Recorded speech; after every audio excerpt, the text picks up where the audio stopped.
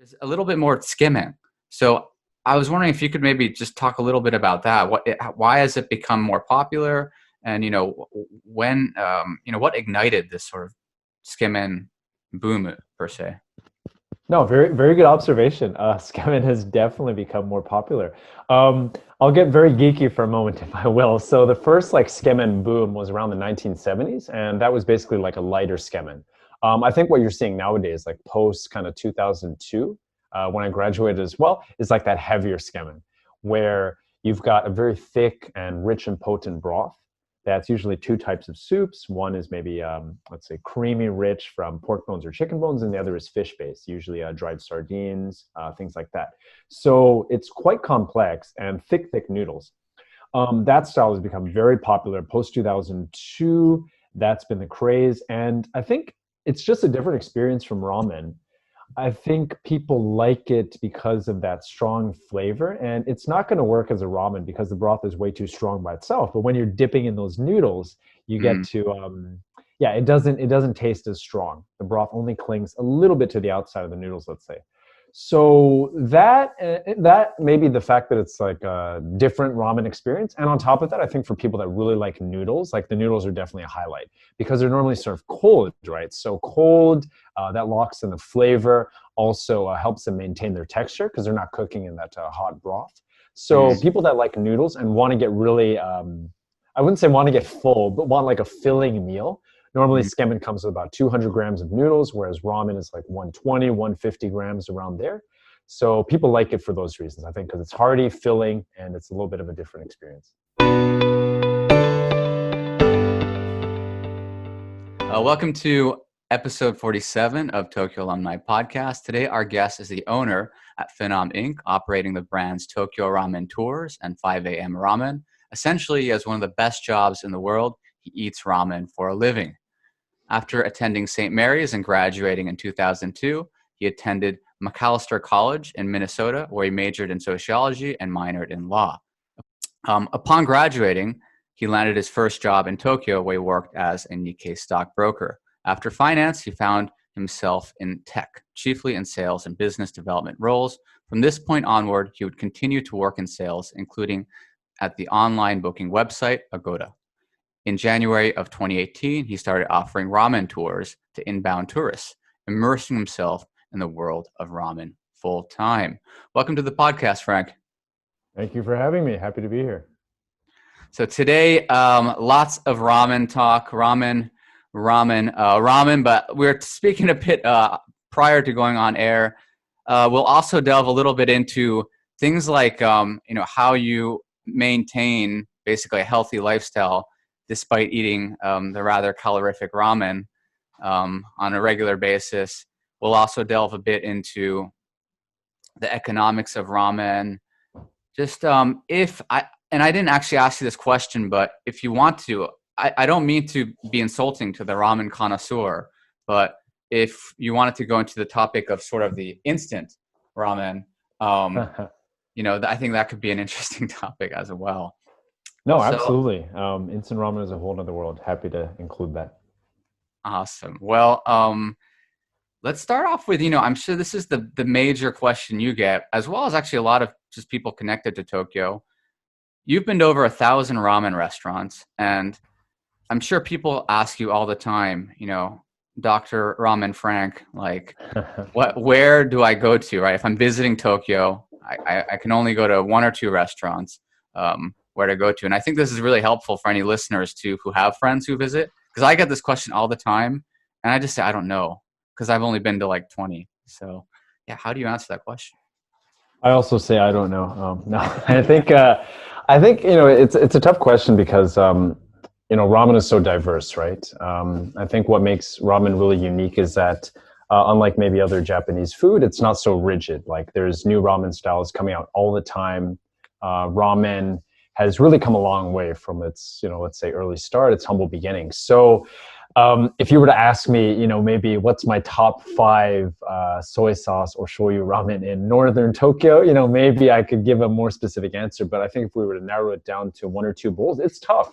But maybe for visitors that are here, I think if you're in Tokyo, a soy sauce, let's say powered bowl would probably be the way to go. And if you have a chance, maybe starting with the roots of ramen. For example, there's in Ogikubo, a great ramen restaurant called Harukiya, and they do like a classic Tokyo style ramen, but they've also updated the recipe multiple times. We're talking probably over 100 times since they've been around the late 40s. So think of it as like a classic soy sauce Tokyo style ramen, but with let's say modern touches. So I think that would be a great place maybe to have the best of both worlds. Another place is Taishoken, similar lineage actually to that place, and similar in that they also have updated the recipe. Interesting. And you said soy sauce base, right? Not going with a pork base. Is that something you've noticed with people who come to Tokyo, that is maybe sort of an easier introduction to ramen?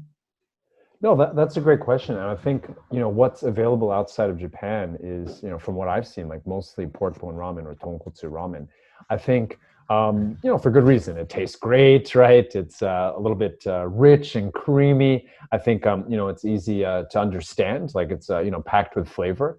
Whereas, here in Tokyo, you of course have tonkotsu ramen, but that whole ramen style comes from Kyushu. So here you're going to be, I think, leaning more towards soy sauce ramen. Now, mind you, there might be still pork bones in the broth. If they boil them for a long time, just like tonkotsu ramen, you're going to get a richer soy sauce ramen. So pork bone ramen is interesting because it's the only, not the only, but one of the ramen categories where it's categorized by the soup, not the seasoning. So technically, you could have a pork bone ramen with soy sauce. And I think soy sauce ramen, I do think it's a good ramen to have just because there's so many varieties of soy sauce ramen across the country. We're talking about like a style in Tokyo. There's a different style in Kyoto. There's a style in Toyama, up in Hokkaido, in Asahikawa, et cetera, et cetera. Interesting. And, speaking of styles of ramen, and you talked about reinventing the, type of ramen, I've been out of the country for about 10 years now, and I've noticed every time I return, there's a little bit more Tsukemen. So I was wondering if you could maybe just talk a little bit about that. Why has it become more popular? And, when, what ignited this sort of Tsukemen boom per se? No, very good observation. Tsukemen has definitely become more popular.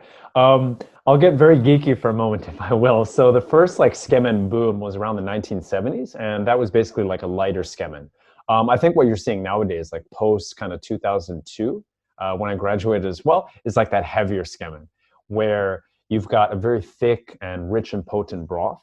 That's usually two types of soups. One is maybe, let's say, creamy rich from pork bones or chicken bones, and the other is fish-based, usually dried sardines, things like that. So it's quite complex and thick noodles.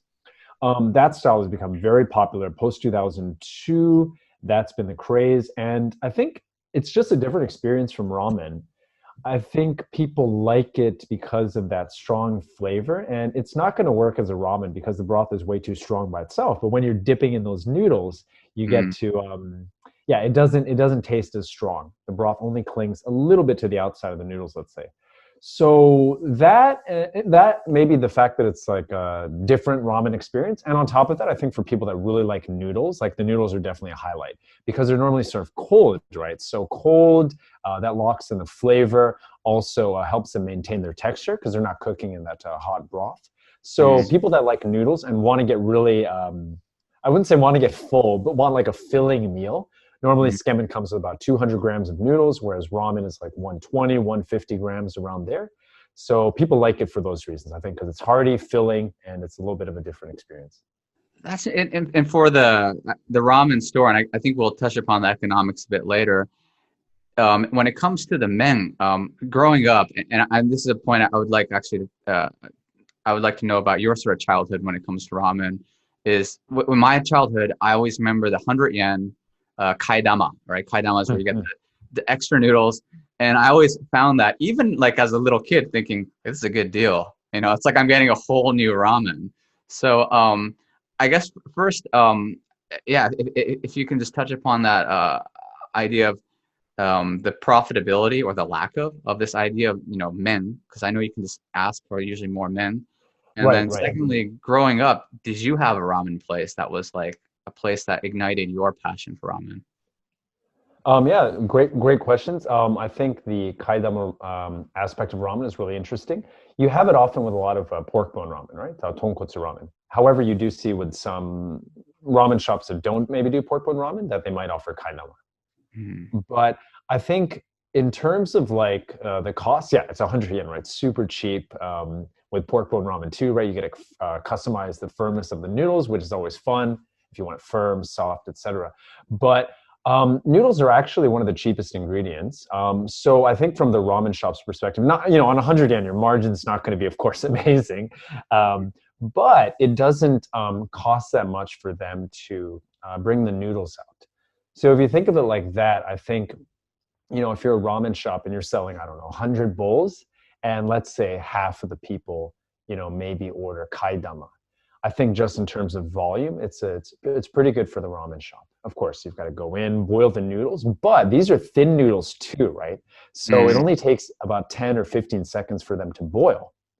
Now, if you've got thick noodles, let's say it's 2 or 3 minutes, you're taking away from time you could be spending doing other things, right? Maybe that's preparing the Mhm. soup, dealing with customers. So in a way, it's quite practical maybe for them to do that with thin noodles. It doesn't take much time away from everything Mhm. else. And so going back to the childhood question, I had one that, I remember as tonkotsu. It was in Shinkogane near SIJ. Mhm. Probably went 100 times with my father. Did you have a place like that growing up, like your family's ramen place?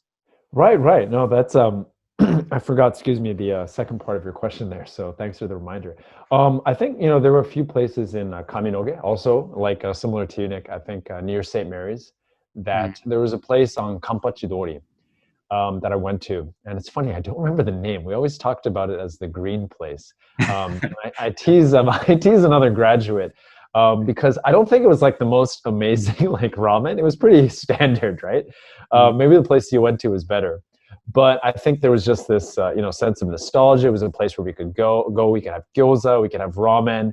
It was just like kind of a hangout, I think, for us. So that was quite memorable, I think. And yeah, that place stands out a lot. I don't think they're around anymore, unfortunately.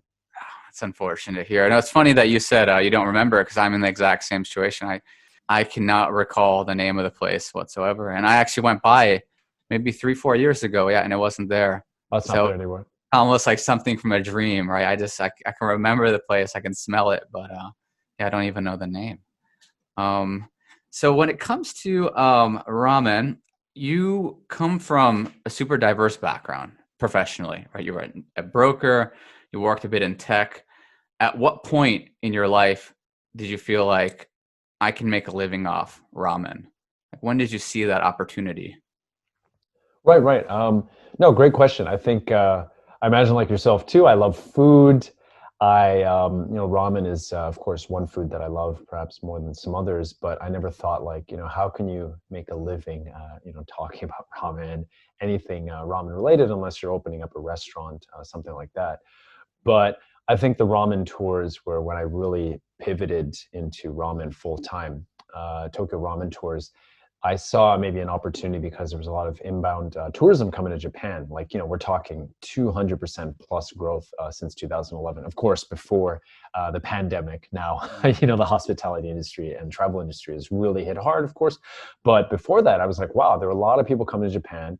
What do they want to do when they come to Japan? Food is definitely at the top of the list alongside Mhm. temples, everything else. So ramen just seemed to make sense. Whereas, and this was a few years ago, whereas before that, maybe ramen tours would not have made sense. But I think the timing was right. A lot of people were coming to Japan and, they're willing to maybe pay for an additional food experience, in this case, ramen tours. So that was what made me think about the shift and doing ramen full time. And then I still operate the ramen blog and other things as well. Interesting. And when you were working in tech, you were working as a broker. How often back then were you eating ramen?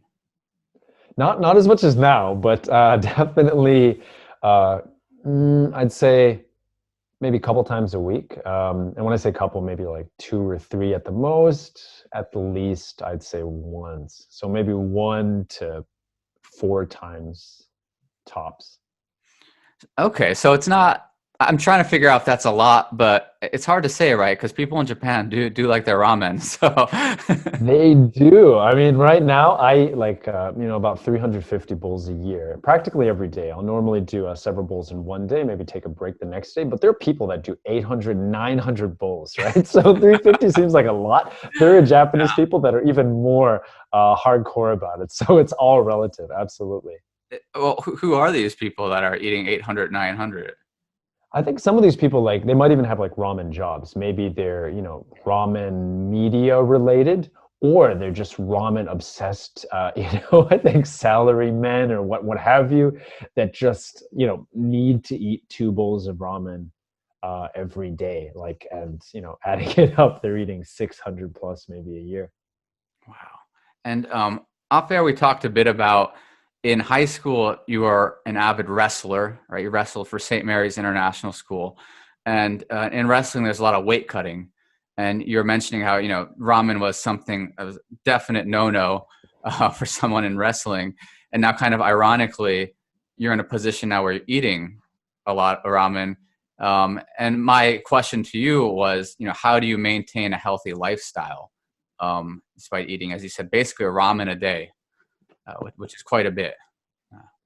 No, it's such a stark contrast, I think, from doing or wrestling, where you do have to lose weight. Carbs, of course, put on the pounds, put on the kilos.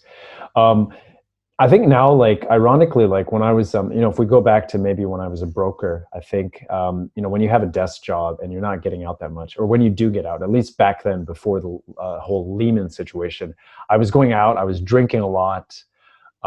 Excuse me, there were a lot of settais. And that was when I was actually my heaviest. And I was eating ramen, of course. So, fast forward to now, I'm actually eating more ramen, but I'm drinking less alcohol. I'm very active. I'll walk to these ramen shops. So, for example, I went to Chiba yesterday, and one of the ramen shops was a 25-minute walk from the station. I have no problem. Like, you know what? I'm just going to walk. And I think, burning those calories. And when I was doing the tours in person too, there was a lot of walking involved. So I think, just burning those calories, constantly allows you to maybe to eat a little bit more. And then, as you, I think, suggested, maybe just balance is key.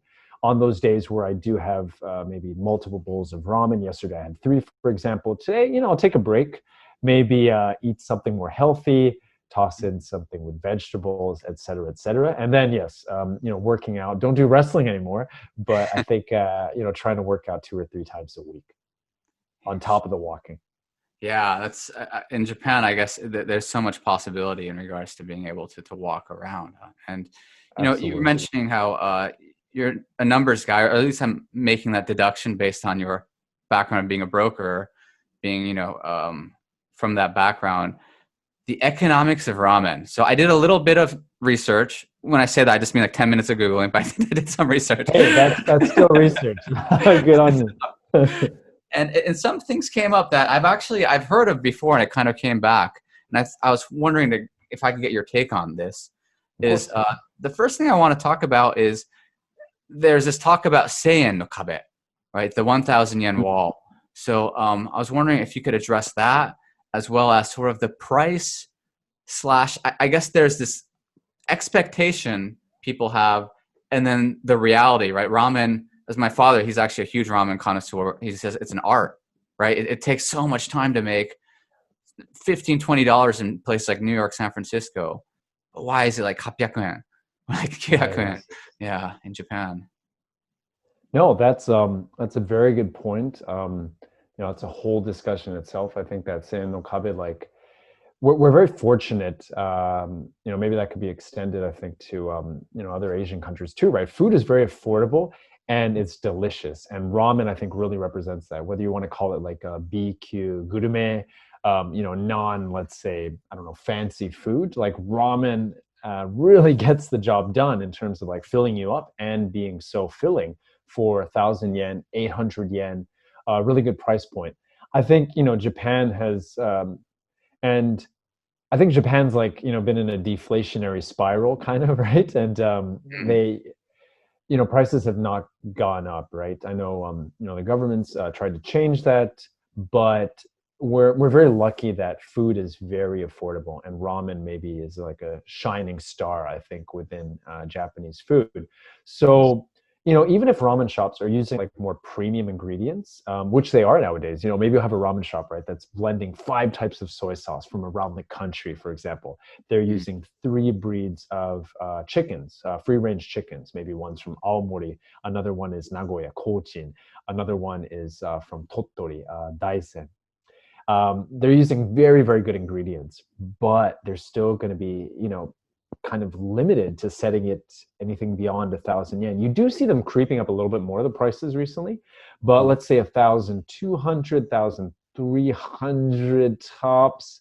And if you set it, even that high or beyond that, you might risk alienating customers. People are not going to go because, as you know, down the street or maybe even the station over, there's excellent ramen for a cheaper price. So it's so competitive, and it's kind of like, I don't know, a gentleman's agreement, for like a lack of better words. Not so much a gentleman's agreement, because if you set it too high, people aren't going to come. But it's tough for ramen shops, yeah, because they can't set it higher than maybe 1,000 yen. Wow. Even though there's so much time spent, as you mentioned, there's a lot of premium ingredients going into ramen now. And that's what I was thinking too, is, you meet these ramen, people that own the place. And, unlike a restaurant where, let's say, there's an owner that just kind of shows up for a few hours, in a fancy suit and then leaves, these guys really get their hands dirty. Like, I feel like almost every ramen place I've been to, literally the, landlord is also the guy, cooking the ramen. But at the same time, no matter how successful the establishment is, you don't expect him to get on a BMW, and drive home. So from what you've seen with the various types of ramen restaurants, is that sort of the fact? Is this perception I have that you can never really get very wealthy off, owning a ramen restaurant? No, these are great observations. I think in the ramen world, and it's fun to talk about. I think, the ones that maybe like are driving the BMWs are, ramen, maybe shop owners that have like, become chains, right? Maybe they have 5 ramen shops around Tokyo, 10, 15. You have big chains like Ippudo, for example, with overseas branches as well. Maybe that's kind of an outlier to see like that much success, being in Europe, North America, not just Asia, let's say. So I think when you get to that level, yeah, you can do very well. But I would say a lot of ramen shops, will just be the one shop. And, maybe that's a number of different reasons, right? On the one hand, it's like that one ramen shop owner you mentioned, right? The person that's there, like the owner, the head chef, doing everything, right? And they don't get a break because they're practically open every day. Maybe they take Sundays off, something like that. So day in, day out, they're just constantly making soup. It's such a laborious thing. So I think unless they like have the goal of being like, what, like I want this to expand to 5 shops, there's no point in just me working on the soup. I need to pass on this recipe or like, how to make it to other staff, right? So what, I can take not just Sunday off, I can take other days off. I can focus on the business side of things and maybe like securing a new location in Tokyo. So I don't think you maybe have, you do, of course. I don't think you have maybe a ton of people that go into it like that. And the great thing about that is like, I think it just normally comes from a place of like wanting to make great ramen, right? I believe in my product. I believe in the ramen that I'm making. It's excellent. I just want to feed people my excellent ramen. Whereas, maybe in some other spaces or even other countries, it's kind of like, what, like ramen seems to be hot right now. I'm going to, I really want to franchise this and, create this like ramen empire. I don't think in Japan, and I'm not saying they do this in other countries. I don't think in Japan, like people initially have that mindset. It's just about really making good ramen, and maybe they see success along the way. Maybe at 2 shops, they're like, what, I've got to outsource some of these other things. I shouldn't be the one, just making soup all day. So very, very good question. Yeah. Thank you. As you're saying with the soup, and I think this connects well to when I asked my friends on Facebook, what's a question they would have for you. One of the most liked questions was how to make ramen at home. And before I ask that question, I just want to touch upon the soup. I didn't want to be discouraging, but I was also just thinking like, man, just making that soup is going to be like, but even knowing that, what would your advice be to someone who says, look, you maybe got little kids and, you want to stay home. Is it possible to replicate that taste at home? No, that's another great question. I think when you're in Japan and you've got such a tiny kitchen, I think for most people it's like, you know what, like I'm just going to go to a great ramen shop because I cannot replicate this at home without spending hours upon hours in that tiny kitchen to replicate this. I think for people outside of Japan, there's a lot of interest now. Like, you know what, we don't have a great ramen shop around us. We're going to make it on our own. And regardless of whether you're in Japan or another country, there's definitely a lot you can do. You don't have to make everything from scratch. Let's say we're talking seasoning, soup, noodles, and toppings. Maybe you can get the supermarket noodles if you have access to that. The toppings, same thing, buy them at the supermarket. You can focus on the soup or maybe just even the seasoning. I think it's quite overwhelming if you try and tackle everything at once. If you're making those noodles from scratch, if you're making the soup from scratch, let alone just finding maybe a butcher or someone that can give you, kilos and kilos of, chicken bones, for example. So it's very daunting, but maybe just breaking it apart into different like parts. There's nothing wrong if you're just making the seasoning at home. Take a soy sauce, for example. Boil that with shiitake mushrooms, maybe some katsuobushi, things like that. That is your seasoning, and that can be used for ramen. That can be used for other things. The soup itself, yeah, if you want to dive in, by all means, go for it. It is very much a commitment, but there's so many great, and I'm not doing this. There's so many great YouTube channels out there. There's so many great recipe books that, I think especially with the pandemic, as you maybe touched upon, like there's so many people now that are like, you know what, I'm at home. You have people baking things, right? You have people making ramen too. So now more than ever, there's, the way we get information in video form, like just, step by step, the recipes. It is doable. It just takes a lot of time. And do you think, speaking of recipes, a friend of mine was talking about like there's a place that puts like ramune, like the ramune soda in their like thing. Right. Are these sort of secret recipes? Is that sort of like an urban legend? Or have you heard of whispers of these ramen places, having these secret things that no one knows? Right. I think there's probably a little bit of that urban legend. What makes it so tasty? What's that secret sauce? And they might hide that recipe, from everyone just so they don't. Going back to the example of maybe that like ramen shop head chef, right? Like, no, only I know the recipe. It's hard for somebody to scale and expand if you kind of have that attitude. And that's fine. That's what makes that ramen so delicious. But maybe, someone similar would not be willing to share that secret sauce. Maybe it's not a secret sauce and it's just, creating this kind of mysticism around that ramen, right? Again, if you can't replicate it, you don't know what that secret sauce is. So I think part of it is like, yeah, definitely urban legend. But now, like, again, going back to the amount of information we have, like there's so much now you can research. The ramen chefs on YouTube, like here from Japan, just like, with a whole big list of like ramen recipes.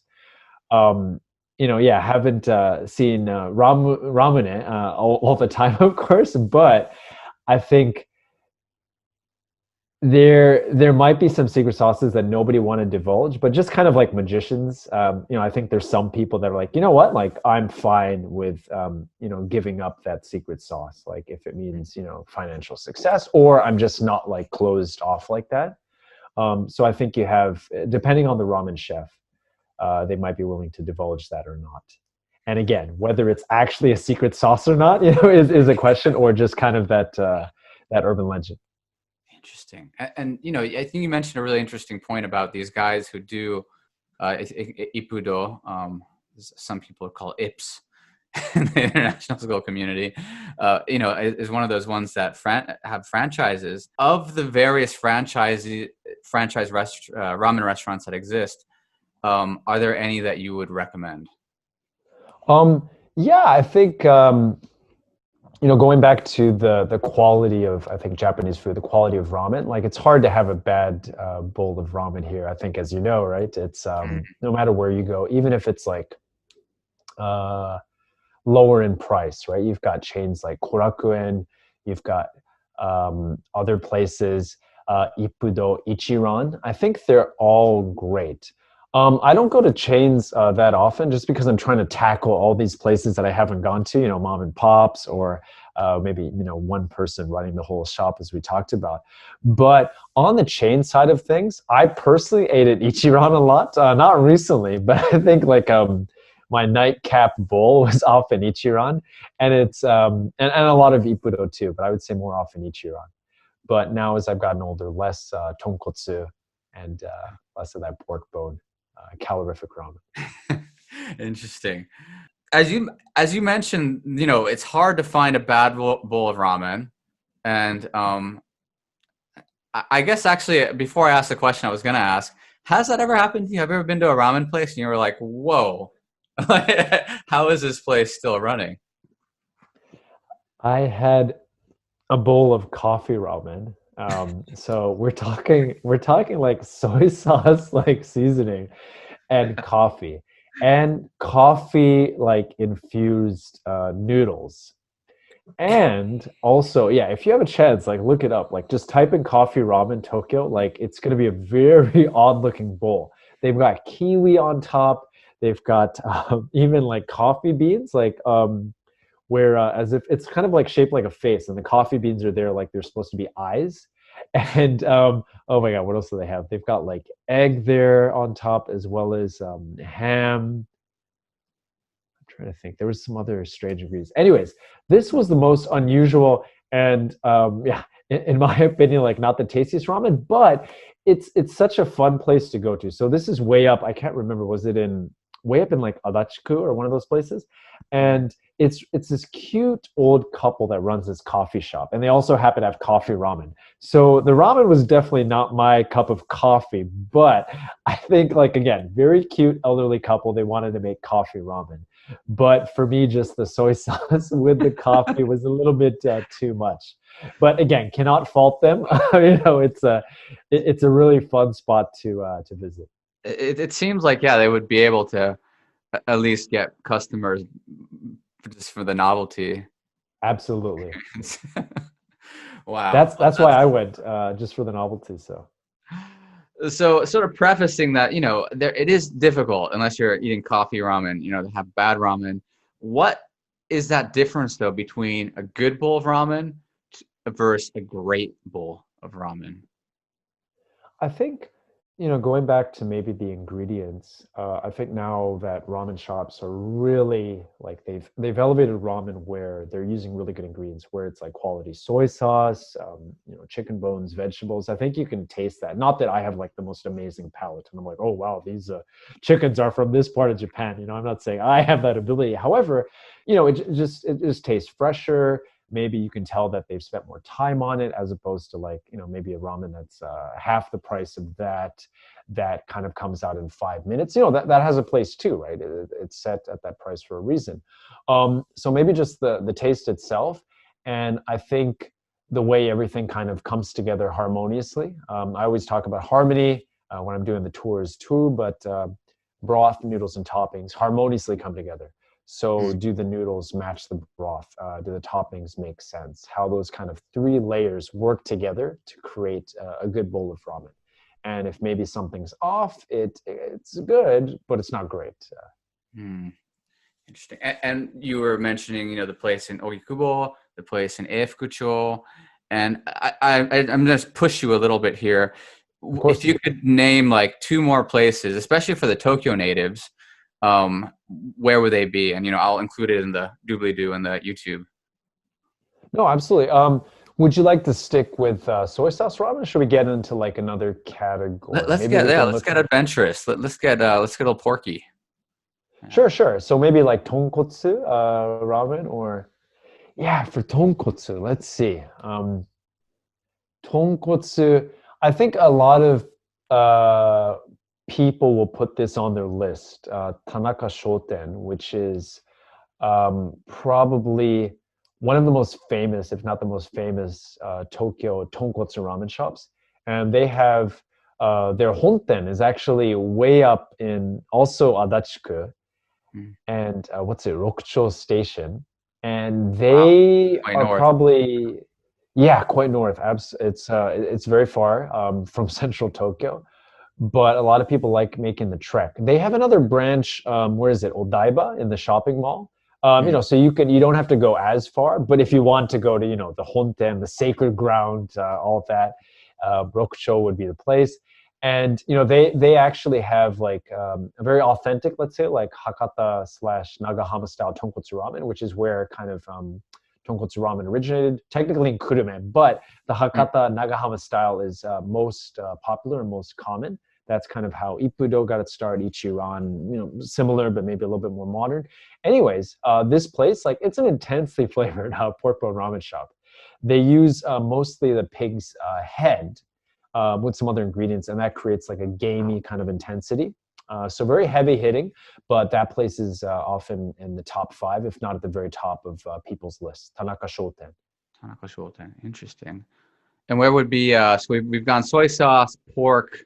Yes. What would be should we go miso, or is miso not so common in Tokyo? It's not as common, but miso, you do have some great shops. And I more recently, this year, had a great bowl of miso ramen at a place called Santora. And they are, where is it? They're north of Waseda, I think, still in Shinjuku. And they basically, Sumire is a famous Sapporo miso ramen shop. And people that work there have gone on to open up their own ramen restaurants, whether in Sapporo or even in Tokyo. Santora is from an ex-staff from Sumire. He set up shop here, and they have excellent Sumire-style miso ramen, but maybe even a little bit more refined. It's a really, really good bowl, and some people would put that at the top of the Tokyo miso ramen list. Santora, really, really good miso ramen. That's incredible. The whole background of coming straight from Hokkaido, huh? So no necessity to take that flight up north. I can just get right into it. No, that's the great thing about Tokyo. I think for people, wanting to pay homage to maybe those styles. I'm thinking about doing a Sapporo trip, I think in December. So there's going to be a lot of, ramen to have up there, definitely more miso than here. But as you said, like in Tokyo, you've got all these regional styles within Tokyo too, just because Tokyo is so massive. That's where people can be successful with their ramen shop. We're very, very spoiled in Tokyo. You've got all the ramen styles, all the evolution, the new styles coming out, all here. Interesting. So yeah, I'll definitely include those in the little doobly-doo. And earlier we talked about wrestling. Your brother also does a little bit of wrestling. I guess that'd be a bit of an understatement. But yeah, he's a professional MMA fighter. And a question I had for you was, when you watch Mark compete professionally, I guess it's a two-parter. One is, have you ever been sort of like, I'm not sure what the English word is, but in like secondo, where like, you're in the back. And secondly, like, are you excited to see him doing it? Or are you kind of like I don't want to watch because, it's scary, I imagine, to see a family member in the ring, at such a high level, to the professional level. I have been a secondo in cornerman, I guess would be the English equivalent, and I have been that for some of his fights, especially like his earlier fights. And yeah, it's terrifying, I think, when it's your own flesh and blood, your brother. I would say like 80% scared, 20% excited, maybe something like that. And it's just so nerve-wracking, right? But he handles it like a pro. I don't think I could do what he does without passing out before I get into the cage or the ring. But yeah, it's a lot of fun, and it's ironic that I eat ramen, and he does MMA. Couldn't be more different, I think. Of course, Mark likes his food too, ramen included. But yeah, I think as a family member, you definitely want to be there. In this case, for your brother, my brother.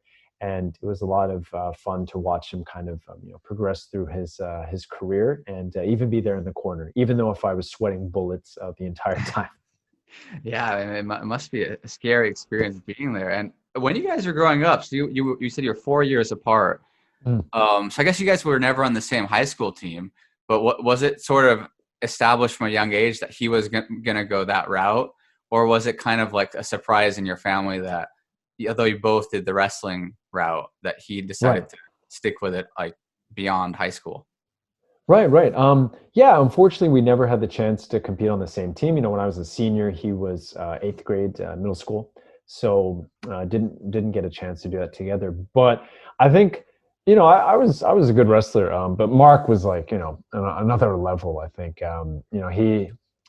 he only lost one match, I think, from freshman year to senior year, Mm. and he avenged that loss. And I think there were 2 years where unfortunately he was not able to participate in the Far East tournament, because I think that year the Dodd schools, they said it's only going to be for Dodd schools, so the international schools weren't invited, right? I think a couple years later it went back to the original format, right? International schools Yeah. and Dodd schools. But if you put those 2 years aside, I mean, he would have been like a 4-time Far East champion. He was, because he still won, the Kanto leagues.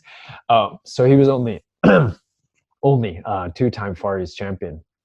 So I guess, with that in mind, like everyone had an idea that like, okay, Mark is like really, really good. He's got the eye of the tiger, whatever you want to call it. So beyond what I was able to, I think, accomplish and what I wanted to accomplish, like Mark just took it to another level. So yeah, maybe that wasn't apparent, I think, when he was in eighth grade, but maybe freshman, sophomore year, it's kind of like, okay, wow, this kid can really wrestle. He works hard.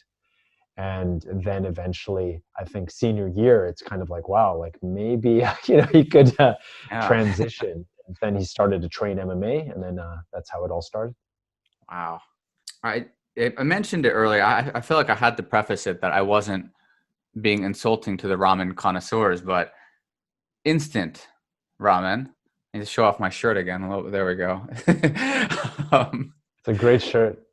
so what is the deal with instant ramen culture in Japan? Right? It's just, I think anyone who's ever visited knows that it's a massive thing, right? From when we were young, people consume instant ramen.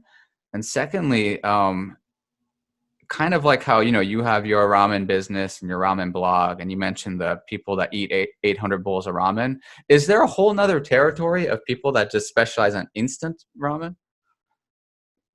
Yes, I think that's a whole other world, right? Something that I haven't dived into as much, but I think this year with the pandemic, you have seen instant ramen consumption go up a lot, right? And this is probably not just Japan. I think around the world. Myself, I've tried a lot of instant ramen this year, especially during the peak of the jishuku, the emergency declaration here in Japan.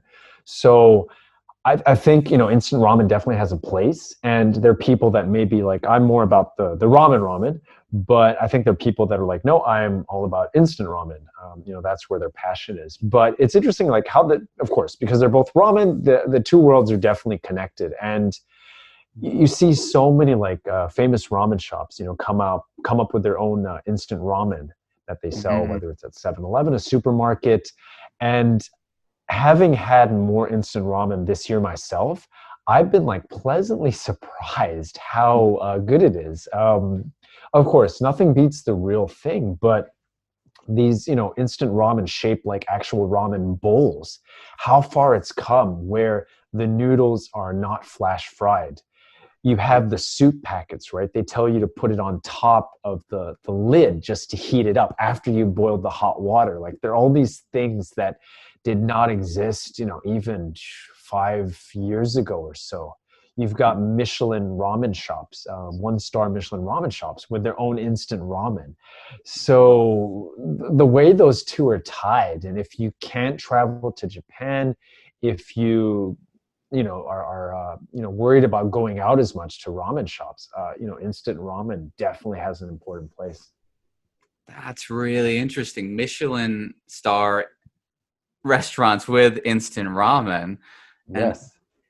So would you say you were saying you're pleasantly surprised when it comes to instant? There's that big range, right? What about for the more sort of common, cheaper ones?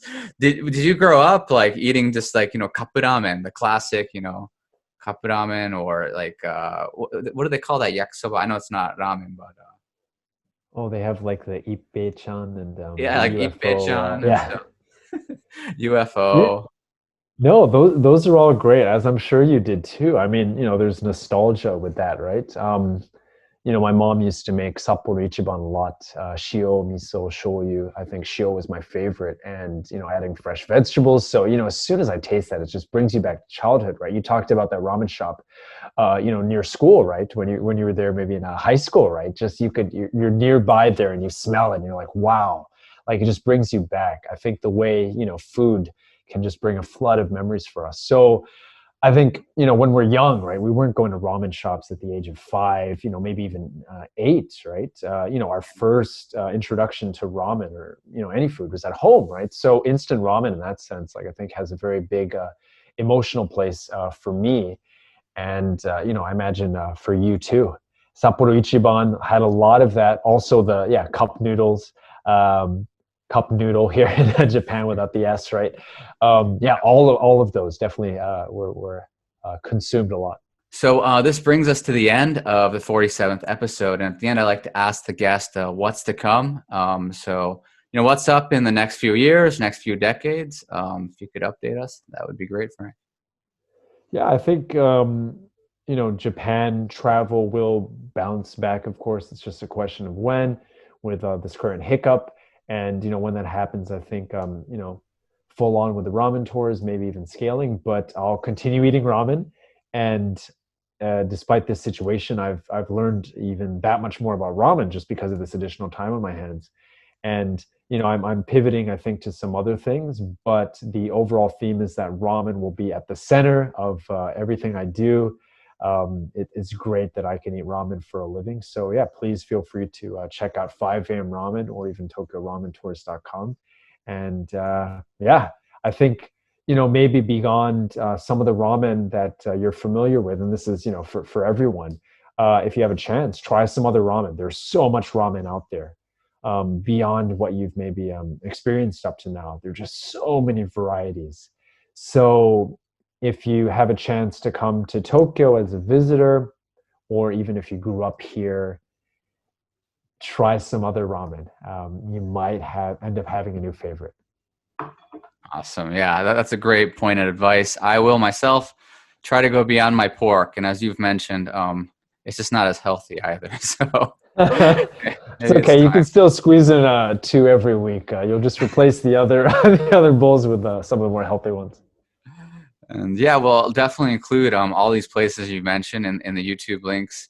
And yeah, it was great having you, Frank. And hopefully, when this COVID deal is gone, which I hope is soon. I keep saying this every Yes. episode as a 47, but it is getting closer. I definitely, I'll definitely like to be on one of those tours next No, year. it will be great to have you. Come hungry too when that day arrives.